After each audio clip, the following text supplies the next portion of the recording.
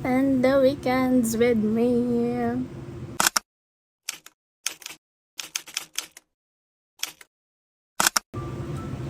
So, Saturday ngayon and I'm gonna do my makeup. Light makeup lang cause mag-jogging lang kami ni Kuya and mag-walk kami ni Kuya to Ayala Triangle. I'm sorry if nakatayo ako ngayon cause wala akong upuan sa room. Nasira kasi. So, I'm gonna use the Sola foundation. I'm wearing cluster lashes right now kasi wanted to try yung bespoke collab ni Lierge, Marge, and Joseph. So, yeah. And I'm using the Sola foundation primer. Bakasyon na kami noong June 1 and so far wala naman akong ginagawa ngayong bakasyon. Nagpapahinga lang ako and my family doesn't have plans to do anything. Kasi kasi kami. We're saving up for the events we will have this year. Kasi graduation na ni Kuya. He's gonna graduate from college and ako naman magde-debut ako. I'm not sure if tuloy pa ba yun because medyo 50-50 pa rin kasi ako sa idea na magde-debut ako. Well, whatever na lang. Kasi I also need to plan it na para mas maaga yung pag-book and all. And ayoko rin kasi mag-debut since I'm not really a fan of that, yung events. And for sure, mapagod ako. Pero at the same time, ano ba? Once in a lifetime lang naman siya, yung debut. Pero I'll think about it pa rin. Kasi, live update guys. Nakapag-secure ako ng BTS tickets. Day 2. Yung, here sa Bulacan. Flashback.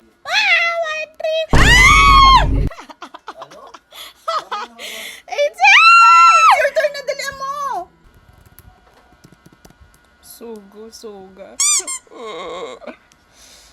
Ay! Time's up na daw. Ah! Wala pa akong ma-secure. Bakit ayaw? Naubos na yung sound check. Bakit ayaw? Bakit parehas? Isa lang. Kanina pa ako naglo-load dito eh. Ayaw niya talaga. Sound check lang. Sold out na yung sound check. Oh, Lord. Lord. O ano na? Oh, Nakuha natin. Nakuha.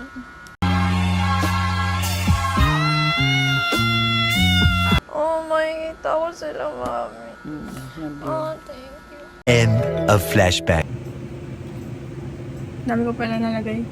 Pag-secure ako ng tickets, like, oh my gosh, is this real? And it's expensive, so I'm not sure kasi kung makapag-debut pa ba ako sa lagay na yun because ang mahal ng tickets. Pero let's see. Pero bro guys, I'm so happy na nakasecure ako ng tickets. Like, hindi ko inakala na makasecure ako ng tickets kasi nagsisecure ako ng tickets, grabe ang naranasan ko cause like kinikick out ako ng Ticketmaster website kasi like nakuha na yung sinisecure kong tickets. Like ang tagal magstay sa sit tight, if you know. Thank God nakakuha ako. Like grabe, pinagdasal ko yun. As in, lagi ko siya pinagdadasal yung BTS tickets. And yun yung 11/11 wish ko. Yun din yung birthday wish ko last year. Na ma-include ang Philippines sa world tour nila. And ayun, na-include naman. Right now, wala sila sa bahay cause may inataran silang kasal sa Mindoro. And it's been quiet here sa bahay, but yeah. It is what it is. I miss my parents. Like, totoo pala yun na marinis mo sila kapag nagsasalita sa bahay. And basically, ang ginagawa ko lang this summer, natutulog lang ako. I'm not doing anything. Siguro kasi sobrang pagod ko sa workload ng UST, kaya tinulog ko na lang. Okay, I'm done with the makeup. Pinilisan ko cause like, parang din ako nagabi ni Kuya. I actually wanna do a proper sit down and life update sa inyo cause ang dami nangyayari. Not in a negative way, but I feel like ang tagal ko na kasi hindi bumalik sa pag-vlog. Madami akong vlog, like madami akong vlog clips, but hindi ko pa rin siya na-edit. Ngayon na lang ulit ako nakapag-walk. Because like, ayun nga, busy ako sa school now. So, we're finally gonna walk again. And I'm ready to go. My outfit is like pure Uniqlo. And I might, like, agenda namin today ni Kuya mag-walk. Then we're gonna, whoopsie. We're gonna walk, then go to a cafe, then I might tell Kuya na punta kami Uniqlo kasi gusto ko bumili ng pants and dinner. Yan. I'll vlog. I'll see you guys later. So, nasa Bria pa na kami. And this is the one. It's the JW Anderson. And naka-sale siya from 1.9 to 1.4.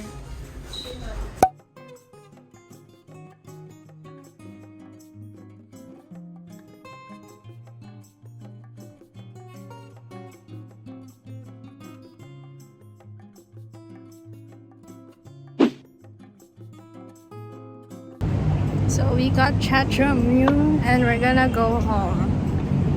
We're gonna walk again pabalik. So yeah, see you guys at home. Hi guys, it's Sunday and I woke up ng 11:20 a.m. and nagtupi ako ng mga damit namin and I washed the dishes. Tapos I might clean my room and then maliligo ako. Hindi, maliligo muna ako, then I'm gonna clean my room, then I'm gonna do my nails, press on nails, and eat. Hindi, baka kakain muna ako, then I'm gonna do my press on nails, then I'm gonna get ready for going out again kasi pupunta ulit kami ni Kuya sa Makati para magsimba and we might go to a cafe kasi last night di kami nakapunta ng cafe cause closed na yung cafe na gusto kong puntahan and medyo medyo pagod na rin ako if pupunta pa kami sa ibang cafe na out of the way. So yeah, I will vlog yung paglinis ko ng room, I think maybe in time lapse, and yeah, I'll see you guys later. Alis na kami ni Kuya ng bahay and we're just waiting for the GSM and I did not do my nails kasi medyo na-distract ako sa pag-curl ng hair ko and wala na yung curl. Like, di pa ako nakakaalis ng bahay na wala na yung curl. I don't know what's wrong with my hair. Baka need ko mag-hair mousse or mag-hairspray. But yeah, we're just waiting for the GSM and we're gonna go to church na. We're gonna go to the chapel na magmamas na kami cause oras na rin. Hindi rin kami nakaalis sa maaga cause di gumising agad si kuya, bro. So, I don't know if makakapag-cafe pa kami, pero sayang yung outfit, sayang yung outfit.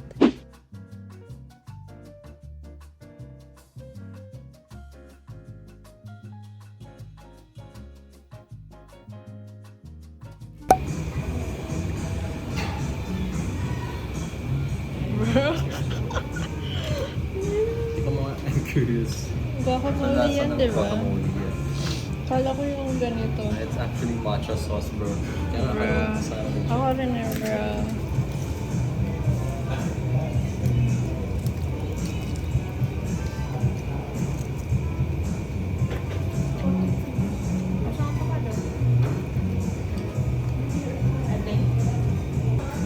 Saan yung lime? Yung lime? Baka sa taco lang. Siyempre, yung good. Yung mas gusto mo yan or taco? Taco pa rin siyempre. Sige. Ano lang siya, more on malinis. Kainin.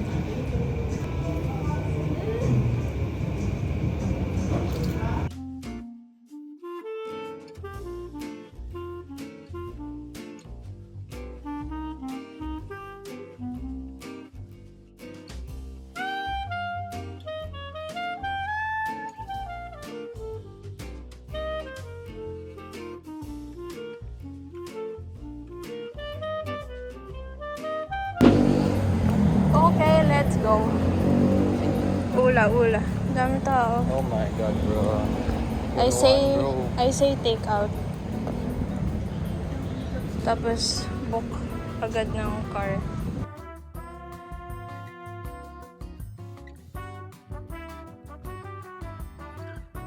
Kuya got matcha latte. I got brown sugar miso matcha. Let's taste. Let's taste! Let's taste! Ito yung sa'yo. Brown rice. Dapat pag minimix or diretso. Sa'yo pwedeng ano? Pwedeng diretso. Try Para mo yung matapang diretso. muna. Akin kasi may halo.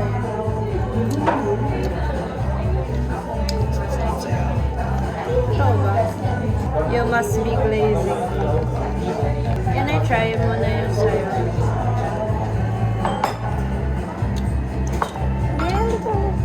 Definitely. Mas masarap yung sa'yo. Different yung kulay na lang. Okay. Kung siguro i-comment ko na lang yung dun sa matcha na to. Tama yung flavor profile nila. Mas sweet. Mas sweet yan. Mas may lasang cereal. May lasang cereal. Parang may pagka-wheat flavor cornflakes. Cornflake na cereal. Yung lasa niya. Pero personally, mas gusto ko yung matcha ko. I don't think, baka kasi sa matcha na pinili ko, pero masyado siyang milky for my taste.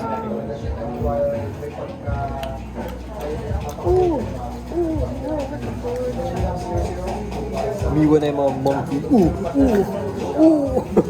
Bro. Sa akin may pistachio notes. Yun lang naalala ko. Pero yung brown sugar, it's good.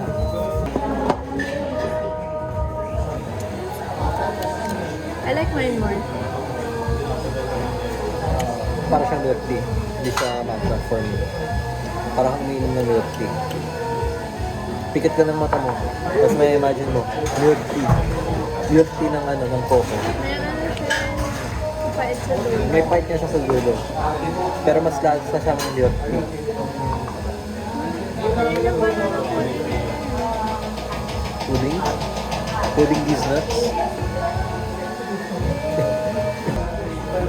Meron ka kasing lig mo eh. Lig na balls. Oh. Ang gastos mo na bro. Kalma ka na. Okay na yan. Masaya ka na. Tapos like, kunyari, Genuinely kay mas masarap yung sa'yo. Like, no cap, mas masarap yung sa'yo. Or baka mas gusto ko yung matcha natin. feel ko din. Like no cap bro. Ito hindi ko bet masyado. Because it's sweet. Sarap to. Gusto ko yung pagka-cereal niya na lasa. The Pero thing is, masyado siyang mommy milk. Mas prefer ko yung ano eh, nung dun sa Glorieta yung dati. Yung binili ko, yung dati sa Glorieta. ano yun? Sujiri? Hindi, ano, yung matcha fair. Yung binili ko, yung kasi yung kinausap natin yung gumagawa. Taga La Union. Oo. Oo. Nakalimutan ko na yung page nila, bro. Oh, pero yun yung gusto kong matcha nila. Oo. Compared sa isa. O yung kulay blue na binili mo, like bro, so over masyado. Nakikita ko kasi siya sa TikTok eh. Bro. Please. I want you to try it too. Don't you wanna try it? No. Why? Over masyado. Hindi man naman lasa yung matcha dyan eh. Wala sa amin. Parang for show lang Wala siya. sa amin. Parang for show lang siya. Ako nasubukan ko na. Malalasahan mo nga. Sige, murder ka. Bro, ikaw na. Nasa iyo yung... Ikaw may gusto.